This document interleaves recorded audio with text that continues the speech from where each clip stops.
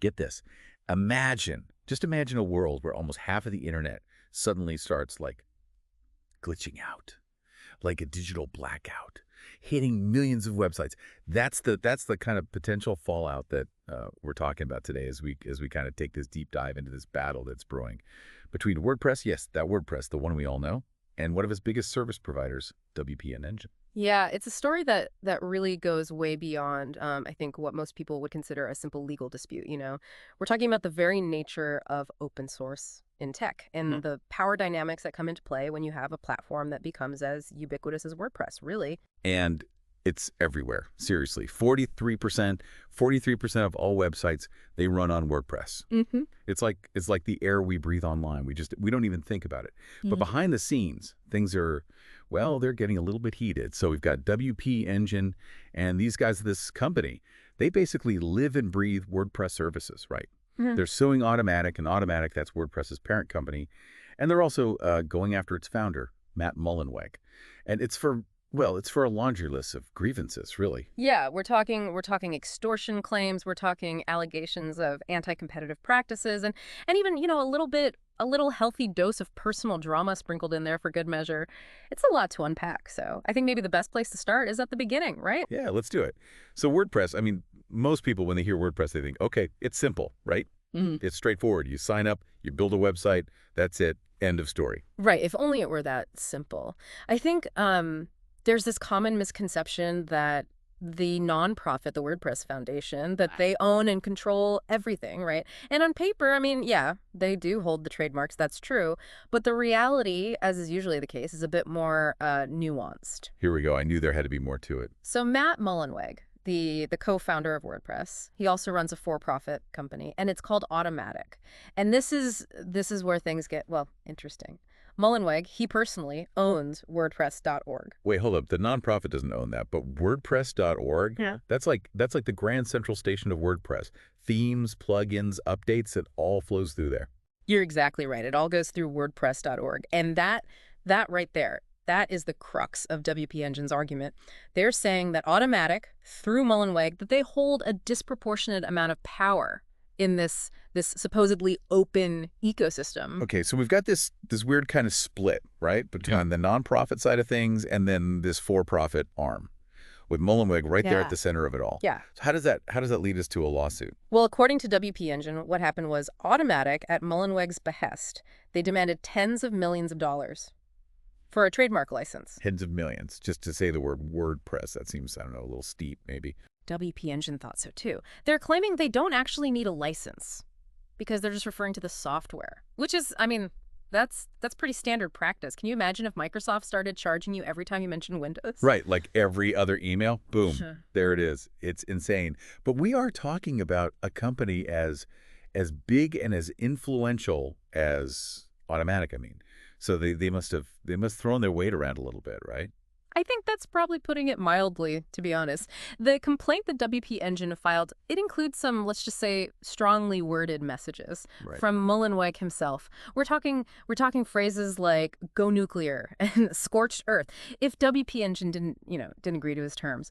And get this, he apparently sent these messages right before he was about to give this big speech at WordCamp, which is, it's a major WordPress conference. Right. Oh, wow. So we're talking about like really bad timing here. Talk about an awkward elevator pitch. I mean, WP Engine's basically staring down the barrel of a gun, right? They're about to be publicly shamed at this massive event. Yeah. Unless they cough up millions of dollars. This is getting good. So what happened? Did they give in? So did they end up caving? They did not. Really? No, they decided to hold their ground. They basically said, look, this demand is unreasonable. It goes against, what open source is all about. That's a gutsy move. I mean, tens of millions of dollars that's a lot of money to walk away from. But I'm guessing that didn't make them your best friends with Mullenweg. Right. You could say that.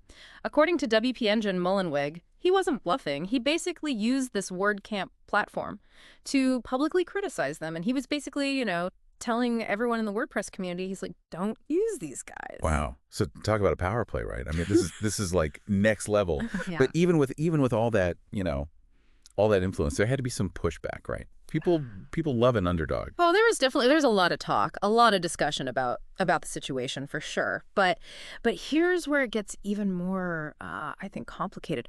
WP Engine, and this is the really concerning part. They claim that they and their customers were blocked from essential parts of WordPress.org. We're talking, like essential updates, security patches, support, But even. hold on. You're saying he cut them off, Yeah, like completely. right. That's what they're claiming. Yeah. So not only is he, publicly kind of like, I don't know, shaming them basically, but now he's also could potentially putting, I mean, millions of websites at risk by cutting off access like that. That seems, I don't know, a little extreme. Yeah, I mean, it raises some serious questions about the implications for WordPress users, right? Yep. I mean, just imagine for a second, you're running your business on this WordPress site. It's hosted by WP Engine, and all of a sudden you can't get these essential updates because of this feud, right? It's like your software is being held hostage. And we both know outdated plugins, I mean, that's like security nightmare fuel.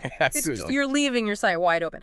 So you've got that, and then you've also got the reputational damage that comes with it. Yeah, I mean, all of a sudden, WP Engine's the bad guy, right? Like, they're the ones who can't deliver. Exactly. And it's like through no fault of their own, really. But you're caught in the crossfire. Yeah. And I think what this really highlights is this fundamental tension at the heart of open source, which is how do you balance the ideals of, free access and collaboration with, let's be real, the realities of building a sustainable business, especially when that business hinges on one single platform. Because, I mean, we all like to say free software, this and that, but it's free, in quotes, right? Because someone's got to write the code. Someone's got to maintain the servers. Someone's got to, provide the support. Automattic's they've got to keep the lights on, right? Absolutely. They've got to keep the WordPress ship afloat.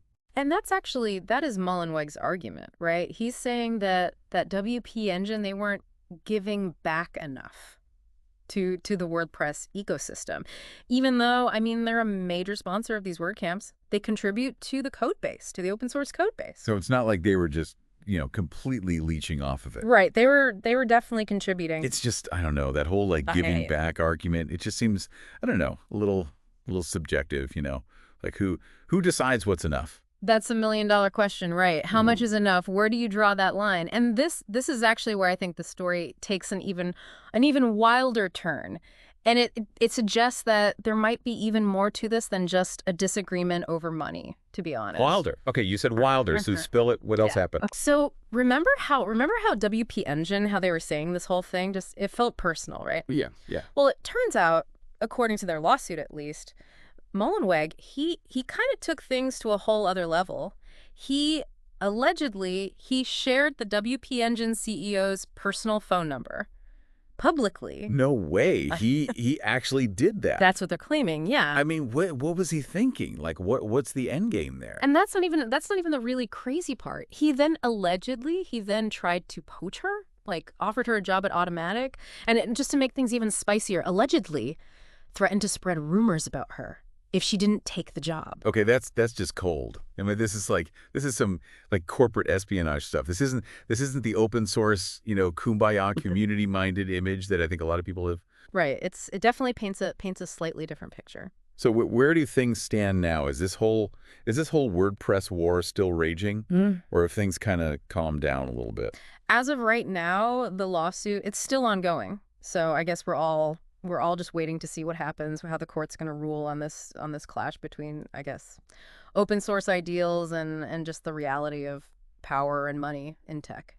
Yeah, and I mean, this is huge. This isn't just some niche little legal battle. This has, I mean, real implications for the future of the internet, really, especially with WordPress powering so much of it. Absolutely. This case it sent shockwaves through the entire tech community. I mean, there's genuine fear. People are worried that this could, scare off developers, scare them away from working on WordPress because they're worried they could be, the next target. Yeah. It's like, if it can happen to them, it can happen to anybody. Exactly. And then on the other side of it, you got users, right? And they're starting to wonder, like, okay, is this platform, is it really open? Or is this just, one person's personal fiefdom, basically? Yeah. Are we all just living in in Matt Mullenweg's world. It's a good reminder that just because something's called open source doesn't mean it's all sunshine and rainbows, right? There's still plenty of gray area. Yeah. There's still room for interpretation, and unfortunately there's still a little bit of corporate drama Yeah, there always is. every now and then. Always is. So I guess the big question here is who really owns an open source project? That's something I think we could probably talk about for hours, but really, I mean, if you dedicate your time, your energy, your resources to building something that's truly groundbreaking, right? Do you just give up all control just because you've decided to share it with the world? That's a tough one. I don't know if there's an easy answer to that. What do you think? Let us know. Hit us up on all the socials. Let us know your thoughts on this whole WordPress saga. And that's it for this deep dive into the sometimes messy, often dramatic world of open source and the battle for the soul of the internet, basically. Until